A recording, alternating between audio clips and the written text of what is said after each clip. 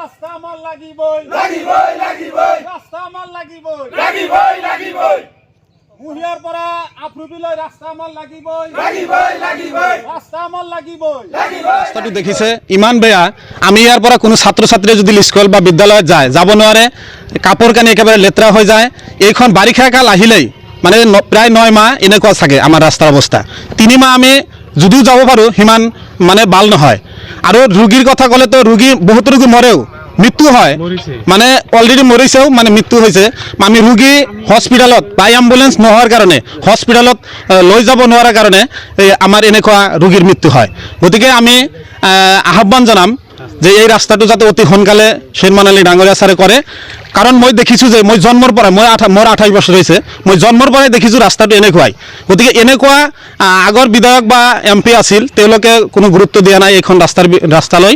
গতিকে আমি আহ্বান জনাম আমাৰ নতুন যিটো MLA শ্ৰীমান ছাৰ ডাঙৰীয়াক যদি অতি সোনকালে আমাৰ মুহিয়া গাঁও ৰাস্তা, মানে আমাৰ এইটো আমাৰ মুহিয়া গাঁও, হয়তো আগত জনীয়া সমষ্টি আছিল, এতিয়া মন্দিয়া সমষ্টি।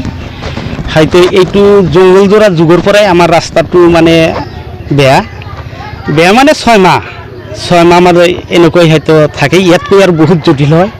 হয়তো আমাৰ এই মুহিয়া গাঁৱৰ যদি কোনো ৰোগী হয়তো আমি ইয়াৰ পৰা হয়তো এম্বুলেন্স বা পাৰ্চনেল গাড়ী দি ল'ব বিচাৰোঁ, হয়তো ল'ব পৰা নাই।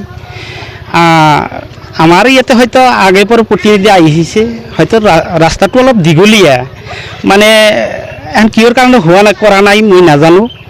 কিন্তু আমাৰ ৰাইজে এইবাৰ মানে অতি দুখেৰেই মানে এই নতুন আমাৰ বিধায়ক শ্ৰীমান ছাৰ হয়তো বাগবাৰ সমষ্টিত বহুত কাম কৰিছে বুলি হয়তো সিহঁতে একগোট হৈ 60% ভোট দিছে বুলি আমি হয়তো শুনা পাইছোঁ।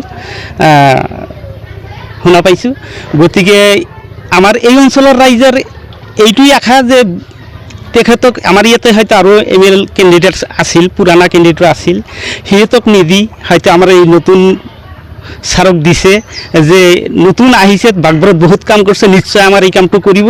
গতিকে আমি হয়তো মই মহিয়া হাতচাৰাৰ গাঁওবুঢ়া, মই এই অঞ্চলৰ ৰাইজৰ হৈ মানে এইখিনি ক'ব বিচাৰোঁ, ছাৰে মন্দিয়া সমষ্টিত তো কাম কৰিবই।